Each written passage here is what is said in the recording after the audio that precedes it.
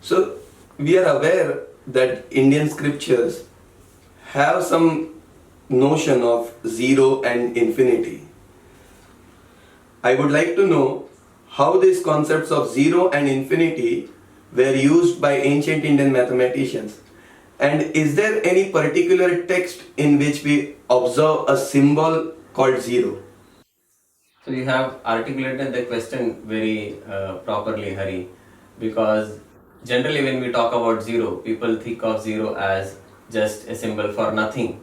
But here we are talking about something which represents nothing, as well as something which acts as a placeholder in a number line. When we talk about zero, the discovery or the invention of zero, generally in book they say Aryabhatta discovered zero, but that is not really true.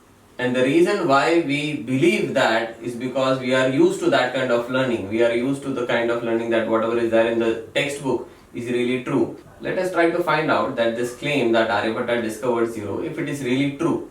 So if it is really true, then there should not be any text before Aryabhatta's time that talks about zero.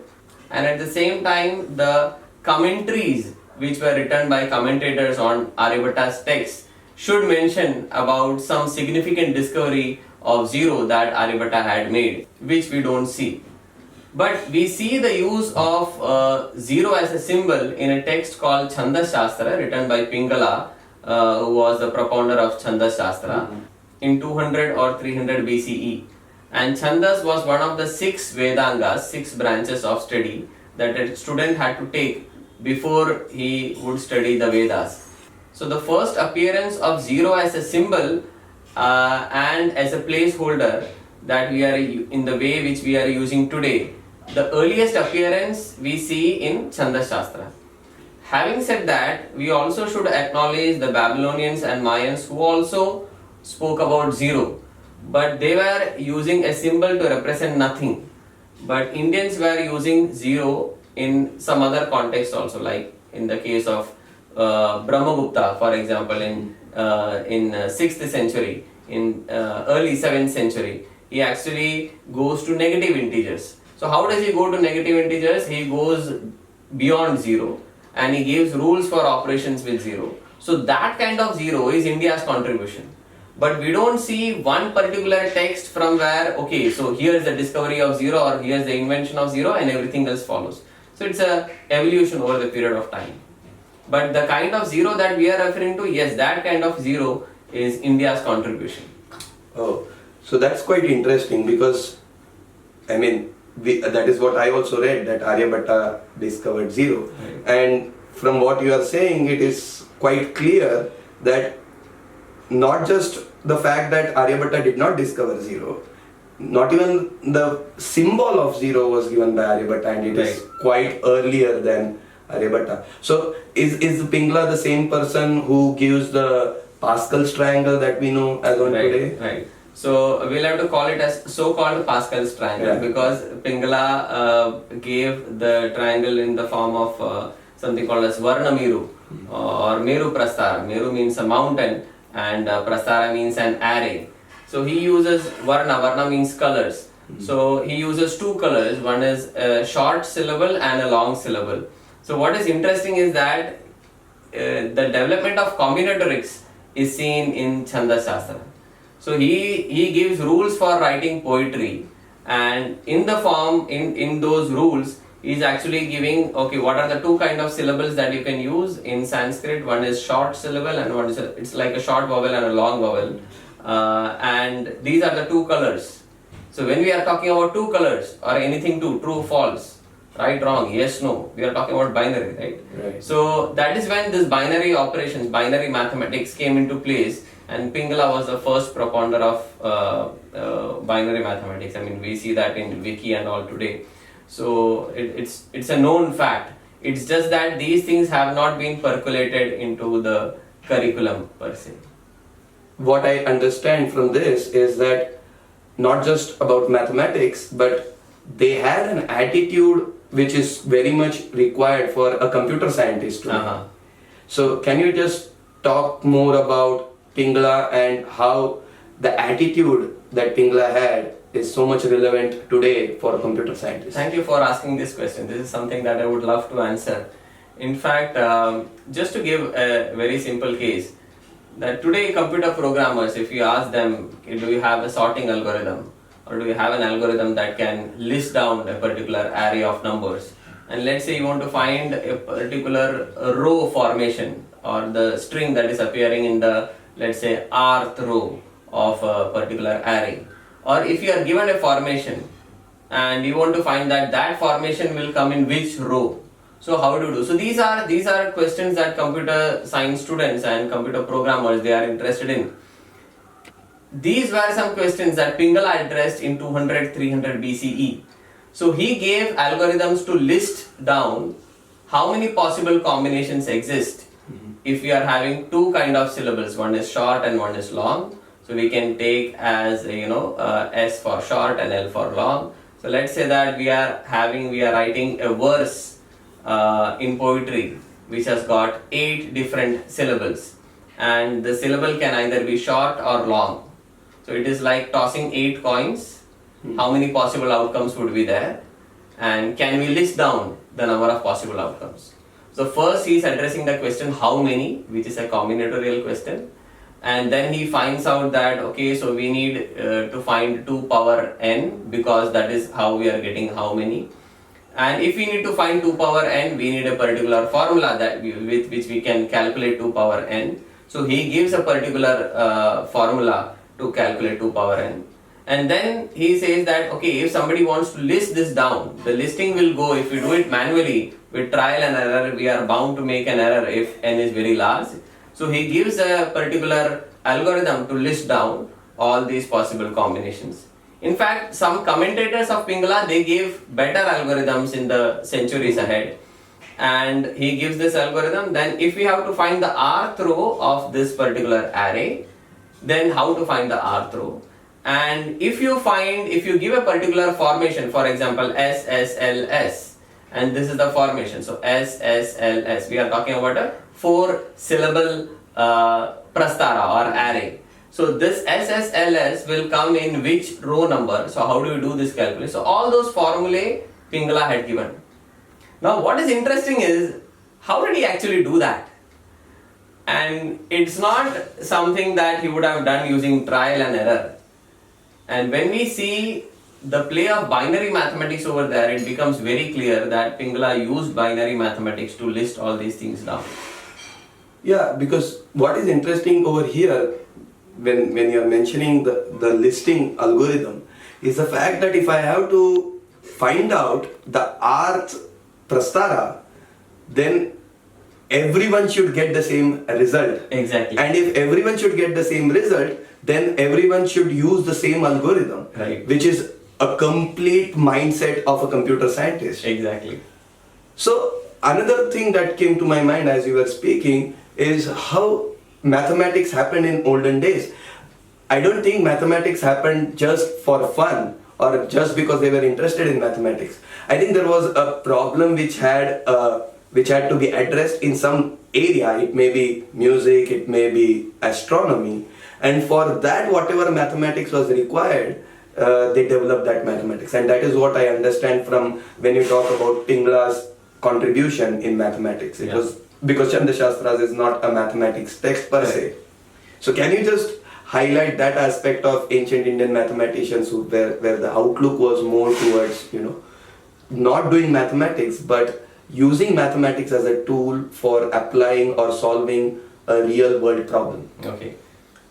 So we see in when we talk about ancient Indian mathematical texts, the oldest texts available today are Shulba Sutras, which were written somewhere around 800 BCE. And in Shulba Sutras, we see a lot of rules for geometrical constructions. And why they were doing that? Because in those days, the way of worship was in the form of something called as yagas or yajnas, which is we construct fire altars and then we worship the nature through fire. And there was no idol worship as such. So to construct these fire altars, they needed geometry because they were all geometrical shapes that were assembled together. So geometry as a result was a need in those times, like how you rightly asked. And these people were not pure mathematicians, they were more of applied mathematicians. In fact, in many texts, or when we talk about any ancient Indian mathematician, most of them were not mathematicians. Aryabhatta, Bhaskara, they were all astronomers, Brahmagupta. These people dealt with astronomy, and mathematics was just a minute part of what they were dealing with.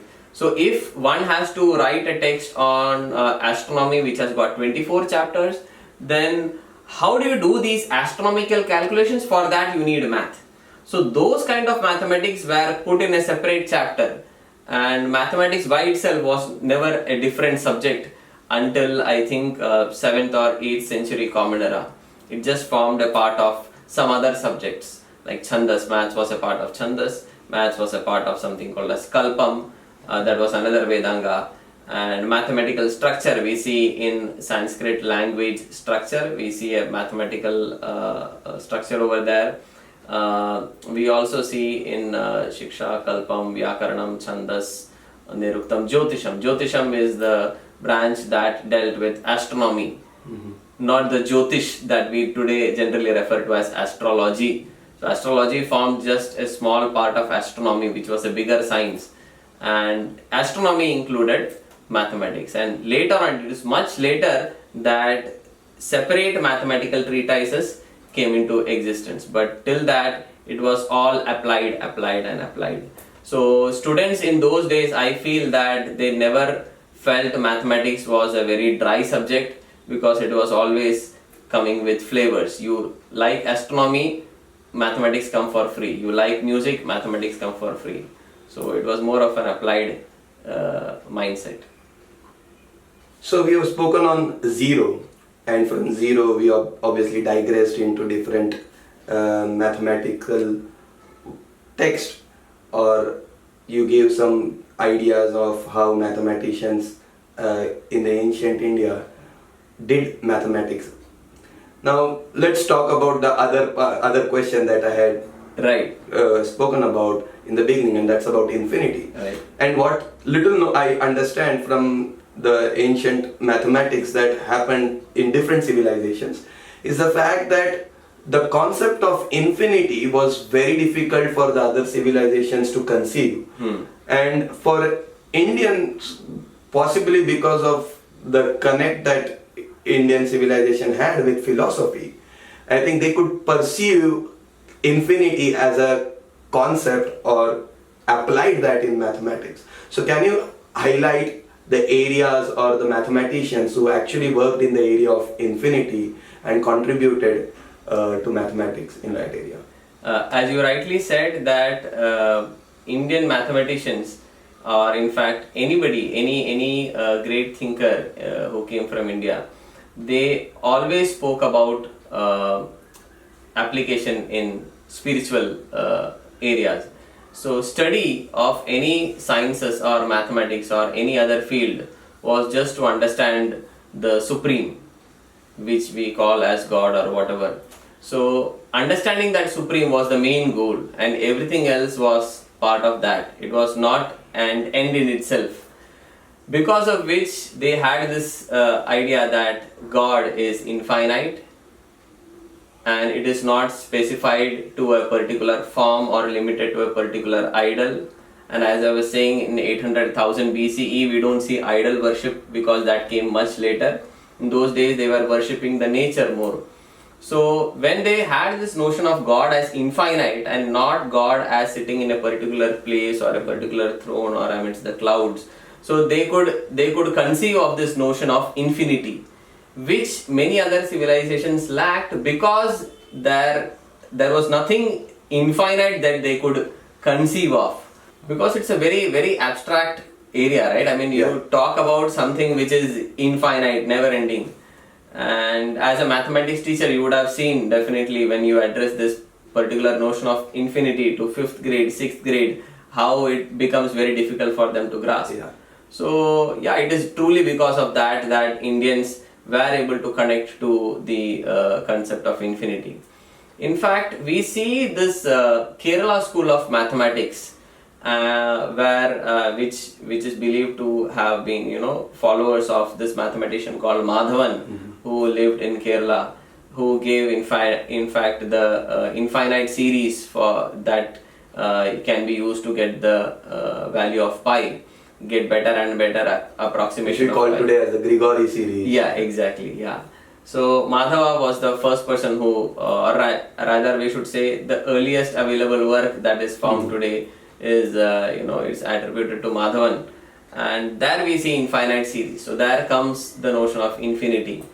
In fact, lot of Jaina mathematicians, they had this concept of infinity. They were talking about different types of infinity. What is understood today? We talk about finitely infinite and infinitely Countable infinity and infinity, uncountable yeah. infinity. So these kind of notions, not maybe not the way in which we understand it today, but they had different notions of infinity, and we see a different flavor of mathematics in Jaina traditions, and Jaina mathematical texts had different. For example, the value of pi that they were using was square root of 10, which gives the value 3.16, but then it's a fair approximation. And in other non-Jaina texts, we don't see the value of pi as root 10. So with the moment we see a mathematician or an astronomer using the value of pi as root 10, we can understand that it would be of a Jaina tradition. And the other traditions were Hindu traditions. So we have ancient Hindu mathematics and then ancient Jaina mathematics. In fact, a lot of Buddhist literature also has got a different flavor for mathematics. So religion definitely played a very important role in giving the flavor to mathematical treatises in those days. And coming to this question of who are the mathematicians who dealt with infinity, like I said, from Madhava onwards, this Kerala school of mathematics, that is from 13th, 14th century onwards, there was a lineage of mathematicians in Kerala who explored a lot on infinite series. What is interesting that when you mention about Madhava, and you mentioned he was somewhere in the 13th century, and then there is a lineage of Kerala school of astronomy which comes, because it is always thought or it is always believed that, you know, Indian mathematical, you know, lineage came to a halt after Bhaskaracharya too. Yeah. And it is quite interesting because Madhava and his lineage have contributed something what we today call as calculus, because what you're talking about is an infinite series of pi coming out of tan inverse x function and sine inverse x functions and so on. So which is nothing but what we today know as calculus and infinite series. So I'm glad that you made that point, because people generally have that belief that, you know, in Indian mathematical contributions halted after Bhaskaracharya. Right. I think that's mainly because not many texts were available till recent times, until some Britishers, they took up some texts and they explored further, and when they wrote research articles, people got interested into that particular area, and then this entire school of mathematics came into light, that there was this lineage of mathematicians who lived. Because this is something that we face in history, especially in India, which has gone through a lot of colonial rule and invasions and all. Lot of treatises and lot of knowledge was lost over the period of time, and because of the change in educational system that we had after the British, a lot of things changed. So the traditional way of learning is no longer available, or it's available but it's restricted into a few places, and the entire objective of education has also changed. As I was saying earlier, that the objective of education was to understand the supreme, but now the objective of education is limited to getting a job. So because of all these changes, somewhere the disconnect has come into place. But from a pedagogical perspective, when we try to look at the history of a subject, mathematics or science, we understand what was the motivation behind the discovery of this particular thing, and that makes it all the more meaningful. Because today, if you ask students of trigonometry, let us say, when they are introduced trigonometry in maybe 9th grade or 10th grade, most of them would say that I have no clue why I am learning trigonometry. We just start with sine, and that is opposite upon hypotenuse, and then they have no clue what this is going to lead to. But when we talk about the history, it actually gives a purpose to learn, right? I mean, it gives a lot of meaning to that. So that is where I think history of mathematics and science should be brought into the curriculum, so that students can understand why they are learning, what was the motivation behind the discovery or invention of this particular thing, and then a lot of new ideas can also come up. So you mentioned about the contribution of historians in exploring ancient Indian mathematics or the ancient mathematics of different civilizations. What I have observed is there are textbooks in our country where they mention the historical facts in the mathematics textbook. So don't you feel that that also is contributing towards making people aware of those historical and mathematical facts? What I'm reminded of is some Bollywood movies, because in most Bollywood movies there are songs and dance, and it has kind of become mandatory that if there is a movie there should be a song and dance. So many times we see that in movies these things are really out of place, it is not required, but it's a custom to have song and dance, so you need to have a song and dance for that. Unfortunately, I think that is how these snippets or these small parts of history has come into mathematics textbooks. It just comes as a footnote or maybe a small page thing, and it's barely given enough importance. It's not given importance in terms of examination, it is not given importance in terms of teaching, and even students, they don't learn textbooks the way it has to be learned, because there are a lot of textbooks which are which cover all these things in great detail. But unfortunately, because our examination system is based on learning or knowing how much mathematics that person knows, and is not focusing on how much history that person knows, so people tend to avoid the historical part even if it is given in small bits and pieces. That is one thing. And another thing is, the people who are mentioning this, the curriculum developers, you also need to check how much of history have they actually studied before introducing them to the textbook, because a small mistake on that part can be a huge cost. So you mentioned about the contribution of many Indian mathematicians in the field of mathematics. What I want to know is whether there are areas in mathematics which were not explored by Indian mathematicians. So there can be many concepts in mathematics which were known to Indian mathematicians, which later on the European mathematicians have known. Or it can be vice versa. There were some concepts which were known to Greek civilization, and then later on the Indian mathematicians have also explored that area. So are there areas in mathematics which were not explored at all by Indian mathematicians? Yes.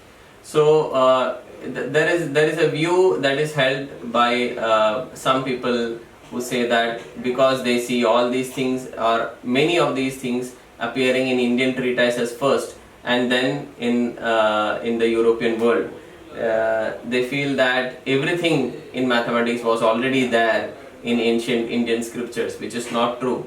Just to give a very simple example, we talk about Ptolemy's theorem. So Ptolemy comes before Brahmagupta. Brahmagupta gave that particular property and he was much later, but these two people did not have any connection between them. Doesn't mean that Indians borrowed from Greeks or Greeks later borrowed from Indians for any other discovery. So things happen in parallel in different civilizations, that is true. Coming to the next question, that which were the areas that Indians did not venture out. One area is coordinate geometry, which is a very important invention or contribution by Descartes. And as you would agree that we cannot think of economics or graphs or anything without coordinate geometry, which Indians never discussed. And you talk about conic sections, Indians were not discussing about conic sections. Greeks were discussing about conic sections. So conic section is not India's contribution at all. Vectors is not something that India has contributed to. So there are areas in mathematics which, or you talk about any abstract modern mathematical concept, graph theory or ring theory or group theory. So none of these things were discussed by Indian mathematicians, mainly because they were all applied mathematicians. So it wouldn't be correct to say that everything that is there today in mathematics was already discovered in India before. Yeah. So what is interesting, you mentioned about many concepts that were not developed by Indian mathematicians. One interesting thing that came to my mind now was I was studying Brahmagupta's work on something called as Varga Prakriti. Varga Prakriti is something known in the modern mathematics as Pell's equation. So Brahmagupta tries to solve equation of the form x square minus ny square equal to 1, and he's trying to find out integer solutions for x and y which will satisfy this equation, and where n is an integer which is not a perfect square. Now the objective for finding out this solution to the equation was to find the ratio of x to y, which is the square root or the approximate value of square root of n. Now why am I mentioning about Varga Prakriti is because Brahmagupta couldn't solve this equation for all values of n, but what is interesting is he was able to give infinite number of solutions to this problem. And if you look at the way he constructs the infinite number of solutions from one particular solution, the method he calls it as Samasabhavana, which is a binary operation, what it is called today, and it's a perfect group theoretic argument. Wow. So I think if we explore more into the works of these mathematicians, there can be more and more understanding that we can get, and there can be some more areas which we do not know that Indian mathematicians contributed, which may be later on known. But for that we need more mathematically inclined minds to dive deep into these areas, is what I feel. Very true, very true. And I mean, sadly, many people don't feel the need for studying history. They feel history is something that people take up just to brand that it was, my civilization, my country's contribution. But that is not so. History of any country is definitely going to help us in understanding a lot of things of how people thought in the past and what better ideas they had. And ignoring history is a big mistake that we are doing, especially when we are learning something in mathematics and science. We should be more probed into how this came into existence, or what would have happened if this particular thing was never invented. How would the shape of mathematics would be today? For example, it would be a good discussion to engage into thinking what would have been the shape of mathematics today without the contribution of decimal place value system, or without the contribution of zero. How would mathematics have been today? And then a lot of interesting ideas would come up, I think. So thank you very much for this discussion. I think this discussion that we had would help a lot of people to understand how ancient Indian mathematicians have contributed to mathematics. And I think there is also a scope for introducing these concepts at the school level, so that students understand the context in which these discoveries were made. So thank you very much for this, for your time. Thank you.